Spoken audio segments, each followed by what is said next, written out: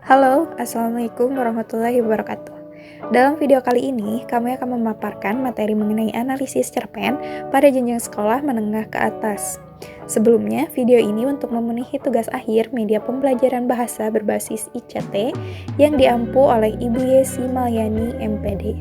Sebelumnya, perkenalkan nama saya Diah Robiatul dengan NIM 20210161 dan rekan saya Belia Fitri Nurwahyudi dengan NIM 20210152. Langsung saja akan kami paparkan materi analisis cerpen. Nah, apa itu analisis cerpen? Menurut Jes Badudu, cerpen adalah cerita pendek yang berfokus dan berkonsentrasi pada satu peristiwa kejadian. Pada peristiwa kejadian tersebut hanya mengisahkan satu tokoh cerita saja. Nah, cerpen juga merupakan satu karya sastra dalam bentuk tulisan yang mengisahkan tentang sebuah cerita fiksi lalu dikemas secara pendek, jelas, dan ringkas. Cerpen biasanya hanya mengisahkan cerita pendek tentang permasalahan yang dialami satu tokoh saja. Cerpen juga bisa disebut sebagai fiksi prosa karena cerita yang disuguhkan hanya berfokus pada satu konflik permasalahan yang dialami oleh tokoh mulai dari pengenahan karakter hingga penyelesaian masalah yang dialami oleh tokoh. Cerpen juga terdiri tidak lebih dari 10.000 kata saja. Selanjutnya, struktur cerpen yang akan dipaparkan oleh Belia Fitri Nurwahyudi. Selanjutnya saya akan memaparkan materi tentang struktur cerpen. Pada cerpen biasanya terdiri beberapa struktur yang diperlukan seperti elemen dasar dan tambahan abstrak. Struktur tersebut sangat diperlukan ketika menyusun sebuah cerpen. Berikut inilah beberapa elemen dasar untuk membangun sebuah cerpen. Yang pertama ada abstrak. Abstrak merupakan pemaparan gambaran awal dari cerita yang dikisahkan. Pada cerpen abstrak biasanya digunakan sebagai pelengkap cerita. Maka dari itu abstrak bersifat opsional atau bisa jadi tidak ada pada cerpen tersebut.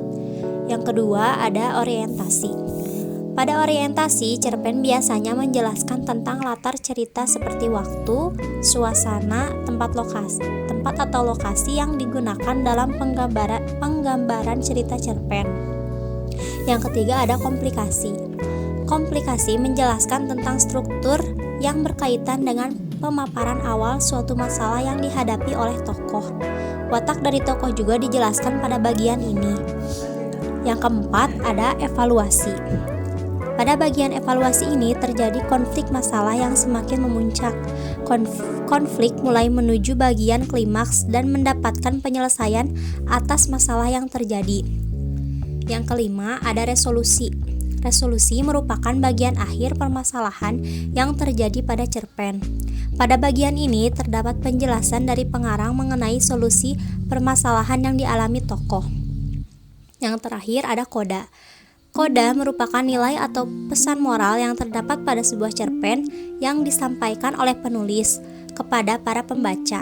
Pesan moral yang disampaikan sesuai dengan jenis cerpen. Selanjutnya ada macam-macam cerpen. Tidak selamanya semua cerita yang berukuran pendek dikategorikan dalam cerita pendek semuanya. Ada beberapa jenis dan cerita pendek atau cerpen yang biasanya dibuat oleh penulis. Berikut ini sebagai jenis cerpen yang harus Anda ketahui. Nah, yang pertama ada cerpen pendek. Seperti yang kita ketahui, cerpen pendek adalah cerpen cerita yang kurang dari 10.000 kata panjangnya. Jenis pertama dari cerpen adalah cerpen pendek.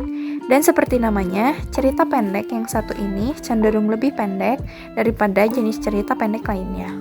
Panjang kata dari cerpen pendek yaitu 500 hingga 700 kata. Lalu yang kedua ada cerpen sedang. Jenis cerita pendek atau cerpen yang kedua yaitu cerita pendek sedang atau cerpen sedang. Cerita pendek sedang biasanya memiliki panjang sekitar 700 hingga 1000 kata panjangnya. Cerpen sedang juga bisa ditemui dengan mudah pada buku-buku pelajaran sekolah karena dianggap efektif dan menarik perhatian. Lalu yang terakhir ada cerpen panjang. Jenis cerpen yang terakhir yaitu cerpen panjang. Cerpen yang satu ini biasanya dibuat dengan panjang sekitar 1000 kata atau lebih. Atau bahkan ada sebuah cerpen yang dibuat mendekati 5000 kata atau bahkan 10.000 kata. Jenis cerpen yang satu ini memiliki ciri umum yang penuturannya yang santai. Nah, setelah pemaparan struktur cerpen oleh Belia, akan saya lanjut fungsi cerpen. Fungsi cerpen pada umumnya, cerpen memiliki cerita yang sangat singkat dan jelas. Namun cerpen juga memiliki fungsi seperti karya sastra lainnya. Berikut inilah yang termasuk dalam fungsi cerpen. Yang pertama ada fungsi rekreatif, yaitu sebagai sarana penghibur bagi para pembaca. Yang kedua ada fungsi estetis, yaitu sebagai nilai estetika atau keindahan yang ada pada cerpen sehingga memberikan kepuasan kepada pembaca. Yang ketiga ada fungsi didaktif, yaitu sebagai pemberi pelajaran atau pendidikan yang akan bermanfaat bagi para pembaca. Yang keempat ada fungsi moralitas, yaitu sebagai nilai moral berdasarkan isi cerita untuk mengetahui baik buruk yang disampaikan penulis kepada para pembaca. Dan yang terakhir ada fungsi religiusitas, yaitu sebagai pemberi pembelajaran yang religius yang nantinya bisa dijadikan sebagai contoh baik oleh para pembaca. Selanjutnya akan dijelaskan ciri-ciri cerpen oleh Belia Fitri Nurwahyudi. Ada unsur intrinsik cerpen. Sebuah cerpen atau cerita pendek memiliki suatu unsur pembentuk yang harus ada di dalam cerpen itu sendiri. Unsur ini dinamakan dengan unsur intrinsik.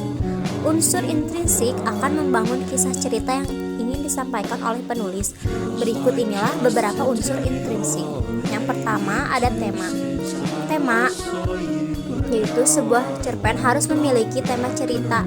Hal ini karena tema menjadi unsur utama yang ingin disampaikan penulis pada kisah ceritanya.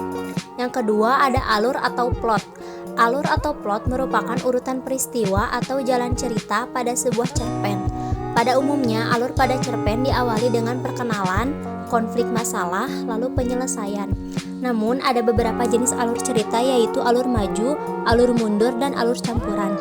Yang ketiga ada setting. Setting merupakan penjelasan mengenai latar atau tempat, waktu, dan suasana yang terjadi dalam cerpen tersebut. Yang keempat, tokoh. Tokoh merupakan pemeran yang diceritakan dalam sebuah cerpen.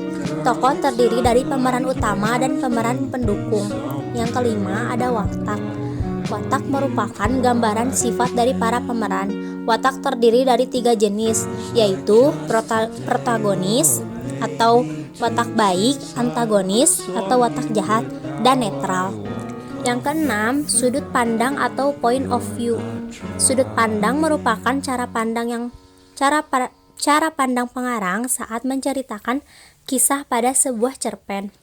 Sudut pandang dibagi menjadi 2 bentuk, yaitu sudut pandang orang pertama yang terdiri dari pelaku utama, yaitu aku, merupakan tokoh utama, dan pelaku sampingan, yaitu aku menceritakan orang lain.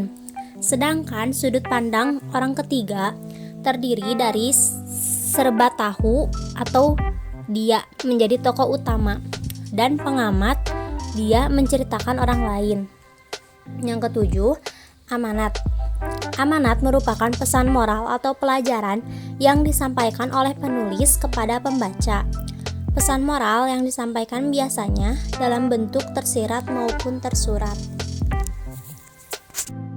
Nah, setelah pengertian dari unsur intrinsik, lalu selanjutnya ada unsur ekstrinsik cerpen.